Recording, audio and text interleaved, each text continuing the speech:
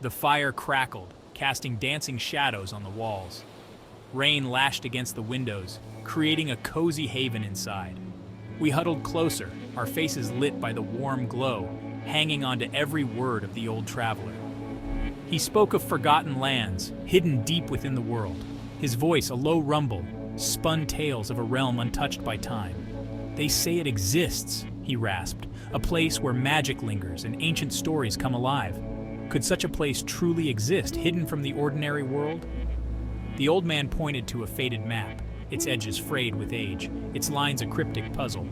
"This," he declared, his eyes gleaming, "this is the key." The map depicted a winding path, leading to a land marked simply as the Hidden Realm. "Let's go then!" I exclaimed, my voice filled with a rush of excitement. The other listeners murmured in agreement, their eyes wide with anticipation.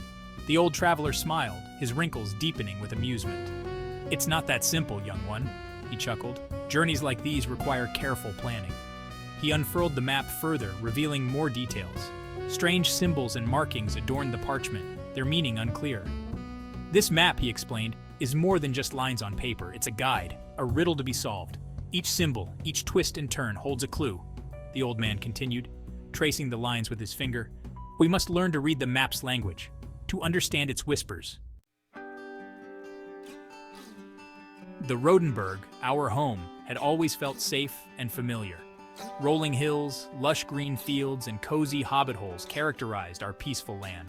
Yet the call of adventure, the lure of the unknown, tugged at our hearts.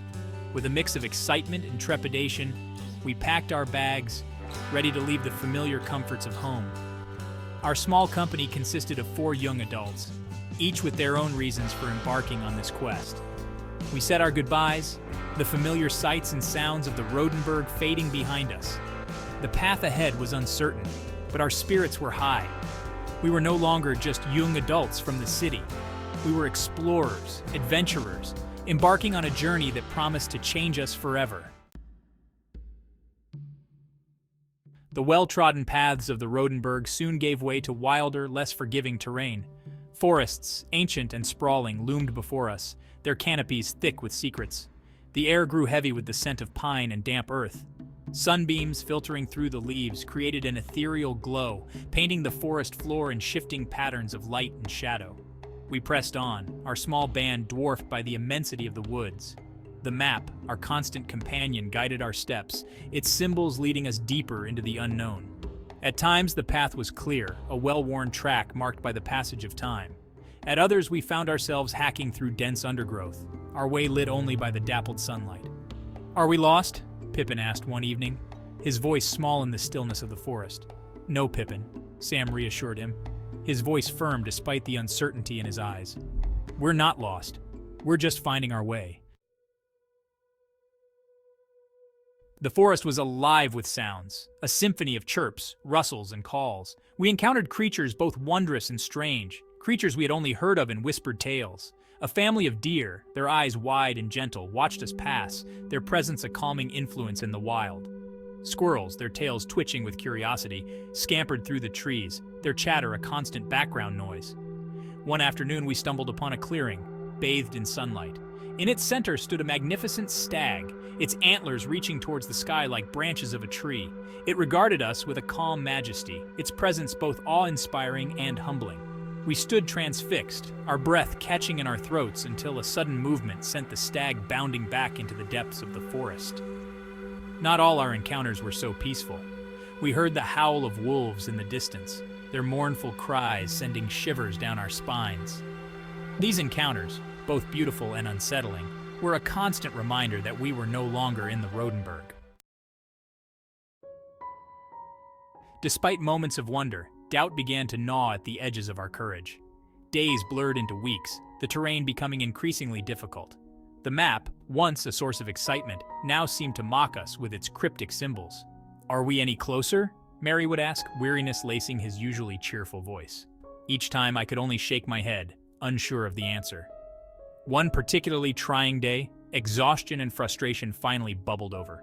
We had been following a winding river, its course seemingly at odds with the map's markings. "This is hopeless!" Pippin exclaimed, flinging himself down on a moss-covered boulder. "Don't give up hope, Pippin," Sam said, his voice firm despite the weariness evident in his posture. He pointed to a glint of light reflecting off the river ahead. "Look there! Do you see that?" There, nestled in a bend of the river, lay the ruins of an ancient bridge, its crumbling arches a testament to a time long past. The air grew perceptibly colder as we journeyed further. The once lush vegetation gave way to hardier plants, their leaves tinged with the colors of autumn. The forest floor, once carpeted in soft moss, was now littered with fallen leaves, their colors a vibrant reminder of the changing seasons. We could feel it in our bones, a shift in the very atmosphere, a sense that we were approaching something ancient and powerful. One evening, as the sun began its descent, casting long shadows across the land, we emerged from the forest. Before us, bathed in the golden light of the setting sun, lay a sight that stole our breath away. Towering mountains, their peaks shrouded in mist, pierced the sky, their jagged silhouettes forming a formidable barrier against the horizon. The map indicated a narrow pass, hidden amongst the folds of the mountains. As darkness fell, casting its long shadows across the land, we made camp at the foot of the mountains, the icy breath of the peaks a constant reminder of the challenges that lay ahead. After days of navigating treacherous paths and scaling sheer cliffs, we emerged from the mountain pass, blinking in the sudden brightness. The hidden realm lay before us, a breathtaking vista of rolling hills, sparkling rivers, and forests that seemed to stretch on forever. Waterfalls cascaded down the mountainsides, their roar a symphony of nature's power. The air was clear and sweet, carrying the scent of wildflowers and pine. Birdsong filled the air, a chorus of cheerful melodies that echoed through the valleys. In the distance, we could see the shimmering surface of a lake, its waters reflecting the azure sky like 1,000 tiny mirrors. As we ventured deeper into the hidden realm, we encountered creatures unlike anything we had ever seen before. Graceful deer with antlers adorned with flowers grazed peacefully in meadows dotted with wildflowers. As we delved deeper into the hidden realm, a sense of familiarity washed over us. The rolling hills, the ancient forests, the very air we breathed seemed to resonate with a strange familiarity. It was as if we had stepped into the pages of one of the old tales, the stories of Middle-earth that had captivated our imaginations since childhood. We discovered a hidden valley, nestled amidst the foothills of the mountains. A winding river flowed through its heart, its banks lined with willow trees that drooped gracefully towards the water.